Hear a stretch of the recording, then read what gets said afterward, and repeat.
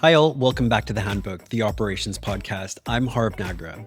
On this podcast, we cover operations across the full spectrum, from how you structure a team to how you manage delivery to how you think about growth. But one area we haven't explored yet is creative operations.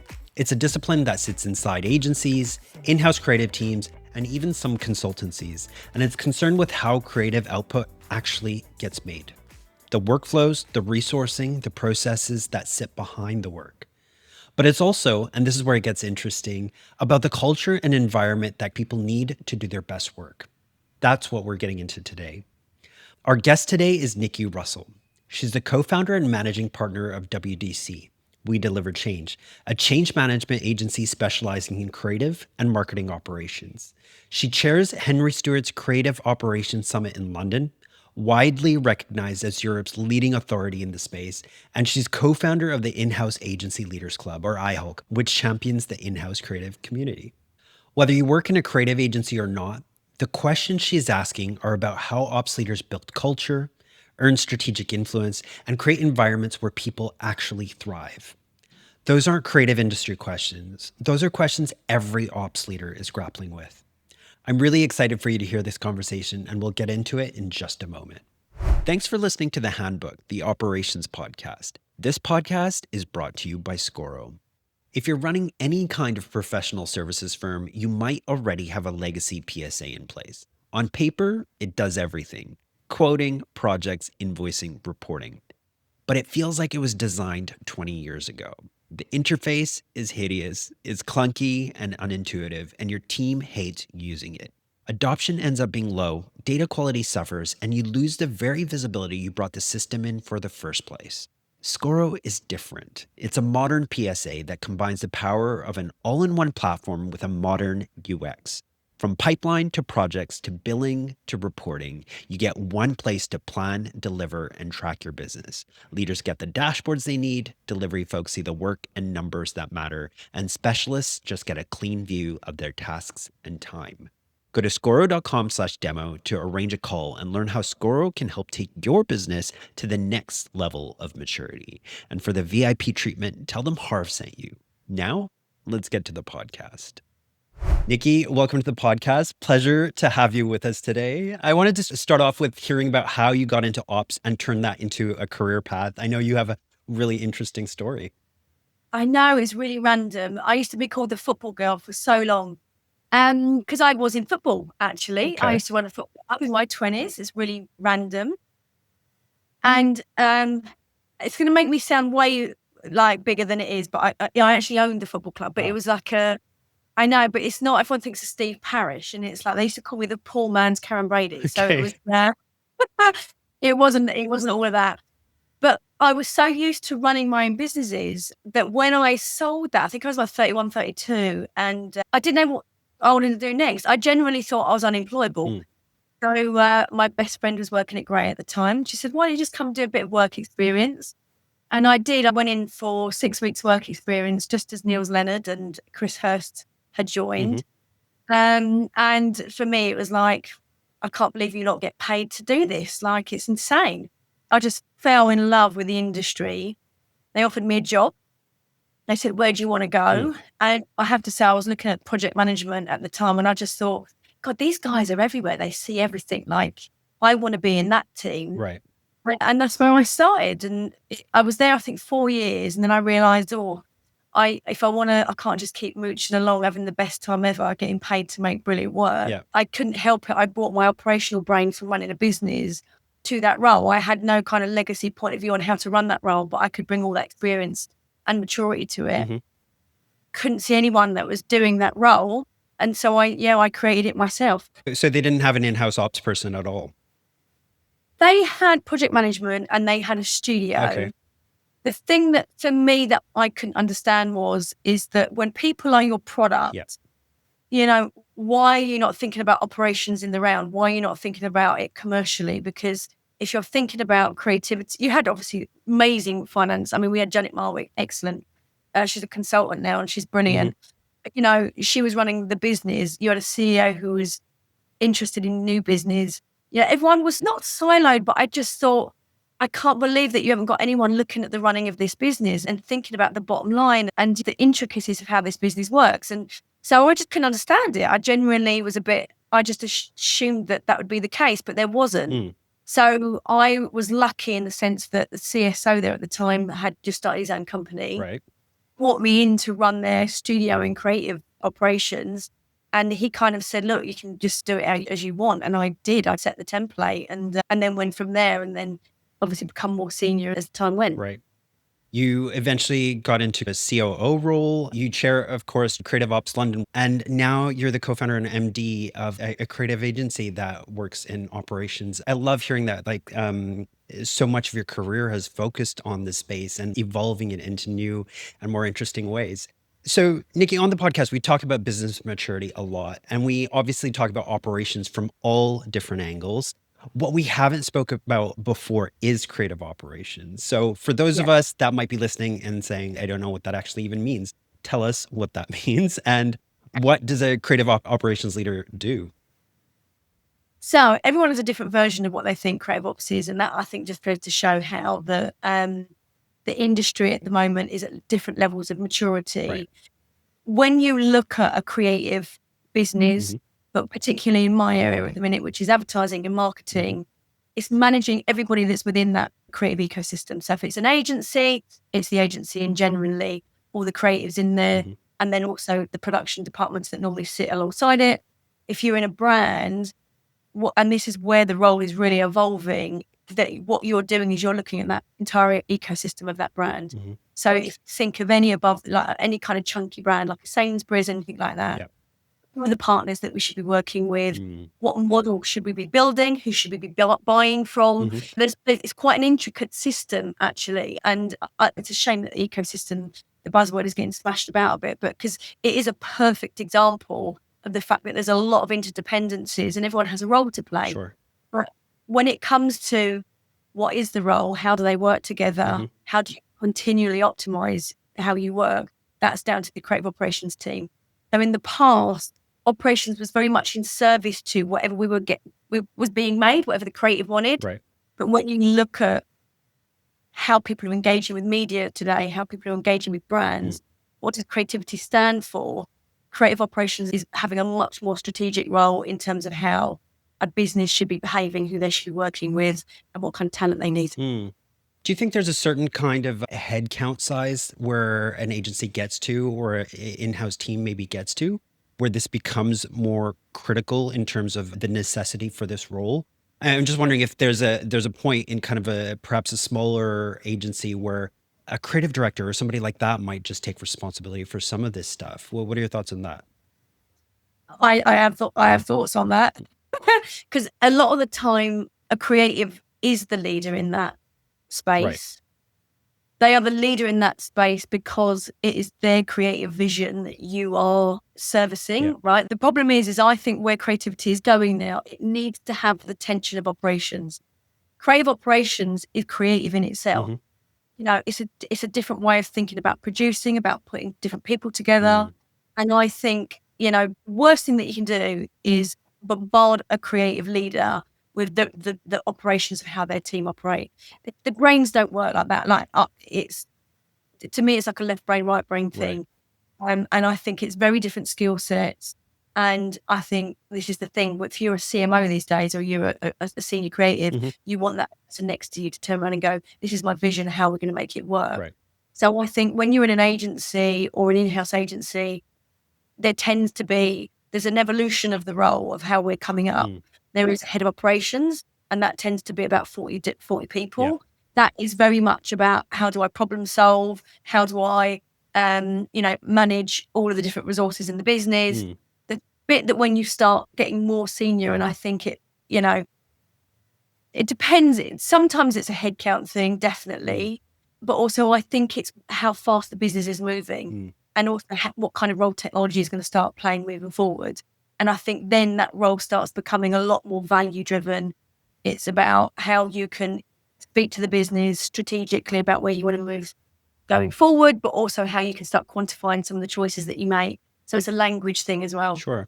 I think you've started to touch on it there, but where does creative ops end and where does business ops begin? And do those two roles live in tandem, or does, like, in an organization where you need this kind of role, does one kind of subsume the other? Joe's a fascinating question. Let's take a brand in-house to start Yeah. with. Typically, you'd have marketing operations, which is the business operations, and then you'd have the creative operations. Historically, they could be quite separate. Today, they are becoming one and the same thing. And technology is forcing the coming together of these two roles, because so much about running a business at the moment, how do we want to integrate technology? What might that look like? When do we bring people in? When do we bring creativity in? The skill set of creative operations is definitely evolving to match business objectives, rather than, I think, business leaders and business operations coming down and trying to learn it the other way around, because it's quite difficult to do that unless you come from a creative operations background. That makes sense. So if we think about a creative ops function that's working really well, what does that actually look like? How is that structured? What do you measure? How does it talk to the rest of the team? All that kind of stuff. Yeah. When a creative ops team is working well, Yeah. they've got data. And most creative ops teams, it's so hard to get hold of the data and have good data so that they can quantify the value that they're bringing, show that the work that they're doing is effective. Yep. The thing when you get to a lot of in-house agencies or agencies, they've got a lot of people to keep happy. Lots of people are measuring them on different things. Right. A lot of the time it's about how efficient are you being, because obviously you're in operations. So you need to have some value or some framework to be able to show the value that you're bringing there. In marketing, they're going to care about how effective are you being. HR are going to care about, have we got happy people? Do you know what I mean? So creativity is going to care about the work. So I think have a way of being able to measure the impact that you are bringing as a business, because it's so important not only to protect yourself, Yep. but also to be able to show where you need areas of growth. Right. And I think it also shows the level of creative ops maturity, because I think when you can capture that data and go back to the business and say, in order to grow, I need X, and this is the value that I'm going to bring you, that's really, really important. Can you just get into that a little bit? What kinds of things are you suggesting measuring then? Yeah. So for us, we always say to measure effectiveness, efficiencies, excellence. If you've got the data to show that the work that you're producing is being effective, let's measure that. Yeah. Does that mean hitting the client's objectives? What do you mean by that? Yeah. So this is the thing. Effectiveness means different things to different people. Right. But genuinely, it's like the effectiveness of the work. So the work that I am making, is it doing the job that it's meant to do? What's quite hard about that from a client perspective is it's quite hard to get the data to see what is and isn't working. So you have to be quite sophisticated in terms of what are the assets that you're testing to be able to really be able to turn around and go, we know that asset has thoroughly worked. But I think every client should be looking and building into their operating system and their ways of working a way of being able to measure that work, because it's funny. We work with some clients where you might have a banner ad that might come through, which actually on paper doesn't look that important. But the reality is that banner ad campaign for Christmas for an online sales retailer might have an X uptick in sales. Right. Where a brand brief might come down, which they're going to spend time and money and effort on, which has a brand metric that they can't measure. So when you're talking about prioritization, that's when you have to be able to turn around and go, look, to help us prioritize, to help us know that we're delivering for you, let's measure what is effective. But you have to come up with what those metrics are first, and you need the ability to have the data. Makes sense. The efficiency piece always to show that the good operate, because the thing about operations, it can feel invisible. You know, the amount of times that people have said, oh, the operations is fine, we ain't got a process. And it's like, if you can't feel it, it's working. Doesn't mean it's not there, and it doesn't mean it doesn't need investment. So measure the efficiencies that you are bringing. And then, of course, the work. Are you happy with the creative work that you're doing? That's where the excellent piece comes in. The other piece that I think is really important to measure, and this is where I think the role is evolving and moved into culture, is let's talk about the impact that it's having on the people. Sure. Like how are the people feeling? Do they feel protected, or do they feel thrown under the bus? You know, how is feedback given? What does that look like? Are you creating your best work? I think all of that stuff is really important to measure. Right. That takes us really nicely into our next question, which is something I've read that you've said that the role of ops is all about culture. That's not normally, I'd say, how most people pitch operations, right? We think about processes and workflows and procedures. Why do you see culture so central to operations? I get challenged a lot, particularly online, and people are going, creative operations is about value, it's about efficiencies, it's about commercial realities. Yeah, of course it is. But actually, when you think about creativity, right? Creativity is storytelling. Creativity is about my human experience that I'm bringing to that brief to hit that commercial objective or whatever that business objective is. So in order for people to be able to feel like they can be creative, it's that the expertise is being able to manage the discipline and the vulnerability at the same time in order to provide an environment where people feel like it's okay that I'm going to get this wrong 10 times because the one thing I'm going to say is going to be amazing. Or I can be vulnerable with this work that I'm doing because I know that the feedback is going to be constructive rather than destructive. All of this stuff. And no matter how much technology we move to in the future, how much everyone's banging on about the AI drum, it's still human beings that are managing this process and involved in this process. So, of course, it's culture. And I think we have to cultivate that more than ever, particularly as you start getting people coming in and just going, tech, AI, money all the time. It's like we have to protect those people in it. You get the best out of people when they're supported, don't you? So that's absolutely critical. Makes sense. Exactly. You've also mentioned that creative teams are often more neurodiverse. Like, how does that change the way that you think about building an operating model or a culture, really? Yeah, I think it's so important because we want these amazing brains when we want them around a creative brief. But what we're going to try and do is we're going to try and shoehorn you into a HR system, right, that isn't fit for neurodivergent people. And so I know when you work from an agency side, the reason why it's such an attractive or has been in the past quite an attractive business to be in is because the culture is so relaxed. You can be who you want to be. That's a part of you bringing yourself and a part of your creativity to the table. Right. If you want to, as an in-house or a big brand, want to build an in-house agency, I'm just picking one up with the air, but let's say BT, for example, they've got thousands and thousands of people that they're trying to manage. Right. They have to have a certain way of hiring. There's psychometric tests that which might not be compatible with the creative person. And I think you just have to be aware of that and aware that when it comes to hiring people and how you manage them, I know some of the best people that I've worked with, they're on the autism scale. And again, you put them on a brief and the work is insane. You put too much pressure on them, they freak out. So it's like, okay, what do you need in order to be your best self? Right. I take that very personally. And I feel like it's the greatest joy of my job when I do it well, is to be able to protect all those different individuals in that space. So again, that's why I think creative operations is so important, because who else is going to do that? And definitely an area that all of us could be paying more attention to and making sure like everyone's supported. So somewhat related, I suppose, if you had to pick one metric or signal that tells you like the creative ops function is really healthy in an organization, not just efficient, we've talked about that. What would that be? Do you know what? Happiness. Happiness. I think happiness it encompasses so much stuff. Because this industry, when you're making good work, there is nothing, there's no better feeling than that. And I think there is coming into work every day and being happy because you like your colleagues and you like the environment and you like your job. But you walk into a creative environment and everyone's happy, they're doing good work, they're treating each other well and they're supported by the business, whatever business that might be. So I know it's not a metric that the CFO wants to hear.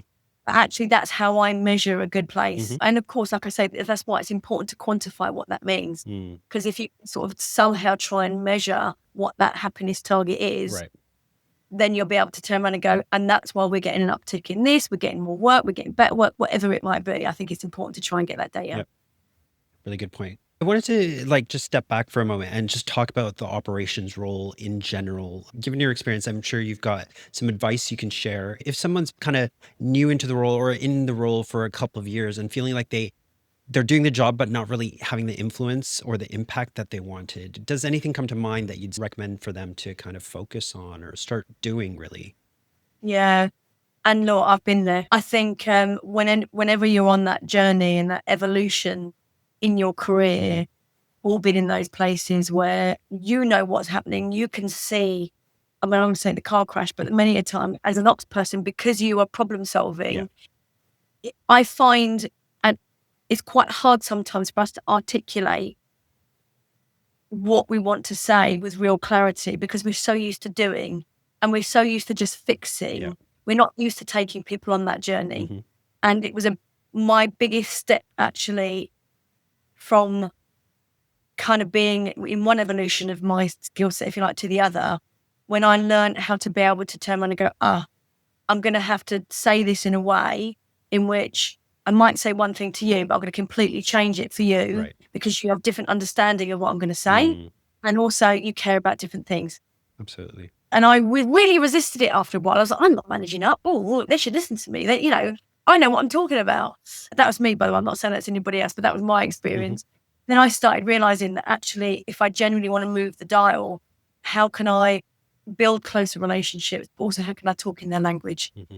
And again, you might be saying the same thing, but you might say it in 3 different ways because you've got to influence 3 different people and they all care about different stuff. So once we move from doing and fixing to managing and playing back, here's the problem. This is my solution for it. And by the way, this is the impact that it's going to have. Very hard for the business to then turn around and go, you can save me money, but I'm not going to bother. Yeah. Most people don't want to put themselves on the line once they know that there's, how are you going to justify that to someone when the CEO says, you didn't want to make that investment because of that? Right. That is really good advice. And they're all our stakeholders in this role. So it's absolutely critical that we learn how to communicate with each party with the messages that make sense, right? So really, really excellent advice. What are you most excited about now in terms of maybe what you're working on or what's coming up next? What are you most looking forward to? I think it's an interesting time. I think we are at a bit of a crux period whereby we are hopefully going to step into our potential because there's a lot of tech conversations that are going on at the moment. And there is a lot of pressure on our clients, on CMOs specifically, and agencies about how they can start integrating technology into their workflows. Now, where we're at today, if we've been really honest about stuff, it takes a lot of investment to get it working. There's upskilling that needs to be done. Some of the tools aren't quite there yet. We can help tell that story.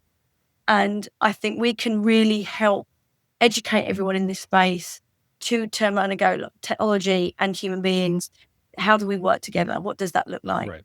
And we have to step up into that role because otherwise I worry that the education isn't there, the right conversations aren't happening in the right room.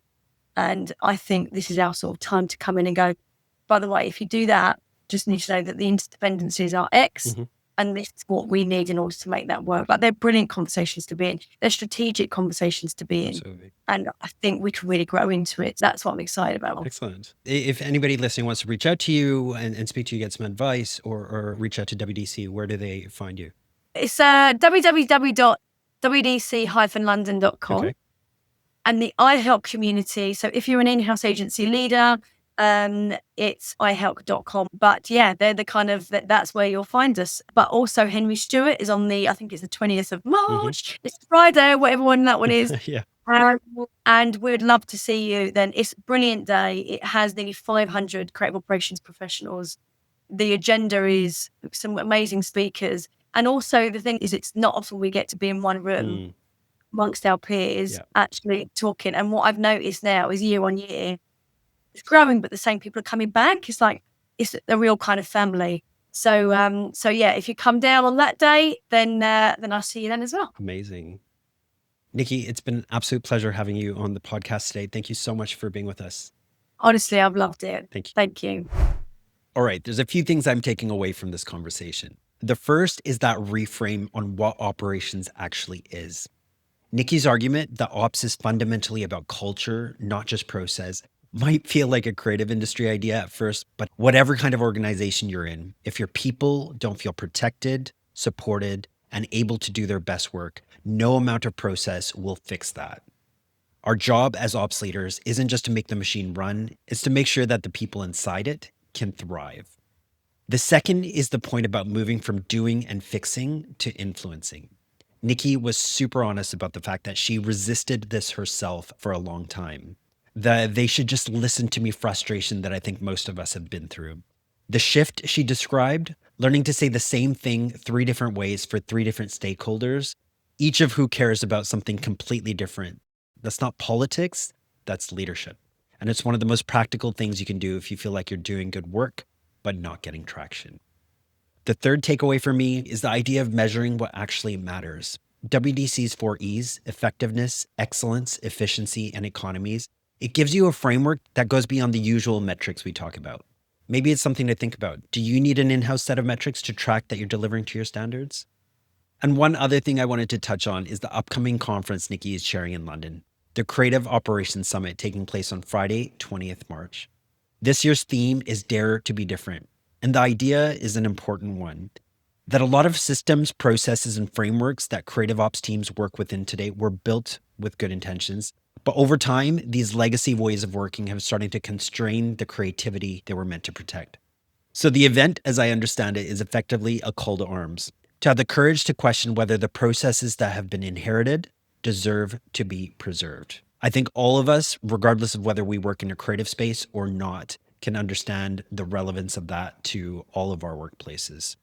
Henry Stewart Conferences runs the Creative Ops Summit in cities around the world with events in London, New York, LA, Sydney, and Melbourne. So if you work in the creative field, do check out when there's going to be one coming to a city near you. Lastly, if this episode resonated with you, please share it with an ops leader in your network. I'll be back soon with the next episode. Thanks so much for listening. This podcast is brought to you by Scoro, a platform designed for agencies and consultancies, which allows you to manage your projects, finances, and resources, all from one system. This is a platform I brought in at a previous workplace, which completely transformed the way we worked, and which I've recommended to clients of my own. You can sign up for a free trial on Scoro.com. That's Scoro.com. Or reach out to me, Harv Nagra, on LinkedIn if you'd like to hear about some of my experiences.